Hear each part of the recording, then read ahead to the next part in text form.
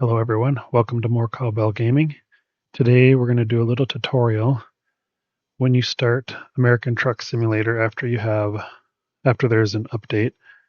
You will sometimes get an incompatible mod, and there's a way you can fix it without having to wait for the author of the mod to put out an update. And the way to do that is to find out where your mods are downloaded. Now, I use the ones I'm using are just off of Steam Workshop for free. So I'm also running this on Linux. So the path is a little bit different than on Windows, but essentially it's the same steps, same process, and the only difference is that the path that you go to will be different. So for Windows, it's probably under Program Files, Steam, and then you make your way through there to where you need to be. For Linux, it's in your home directory, .steam, Steam Apps Workshop Content. This 270880 number is the only folder in that content. So then you go in there, and then when you go to the mod on the workshop on Steam, it tells you what number it is. So this is 178 is the realistic rain mod, and that was the one that was incompatible for me. So basically what you do is you take your 155 content, you right click, copy, and then you right click and paste. Now on Linux, it comes up and wants me to rename it right away.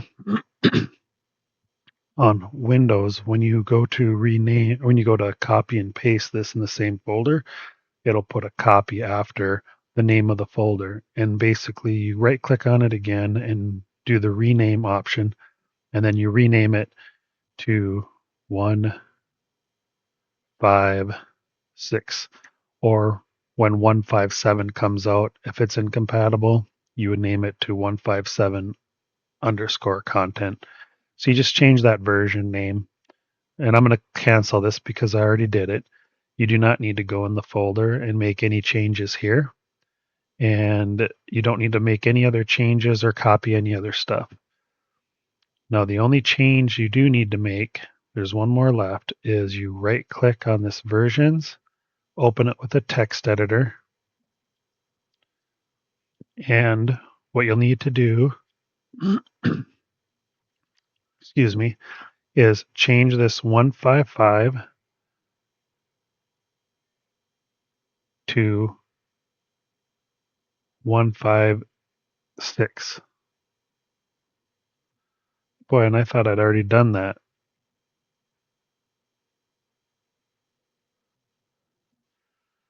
So I thought I had already done that.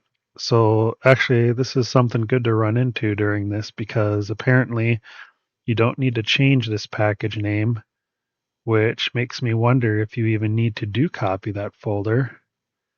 And maybe you just need to add the compatible version underscore versions 156 under here. I am going to make these changes. So this says 156 and this says 156 and the compatible version 156, because I just want to play the game. I don't want to spend time testing it. And even though it seemed to work when this staying 155, I'm going to change it to that new folder I copied and add that compatible version. Essentially, those two folders are the same because you're just copying it. So it makes sense that it would still work, because this looks like it's pulling the info from this folder, and you're just telling it that that folder is compatible with each of these versions. So it makes me wonder if you could do a 1.5 or do a 1 dot star even, and then you wouldn't have to worry about it being incompatible until this changed to version 2, which could be quite a ways down the road. So That's my theory. I haven't tested it, put it in practice or anything like that. If that's something you are up to doing and want to test it out and play around with it, that's great. You can drop a comment and put a comment down below and let me know if it works that way, because then that's just one less step and makes everything a little easier. So I hope this tutorial helps. Then, of course, you'll save this after making the changes, and then when you go back into the game, that mod will be compatible, and then you can go ahead and play your game. So I hope this was helpful, and um, thank you for joining more Cowbell Gaming, and I appreciate your time. Bye.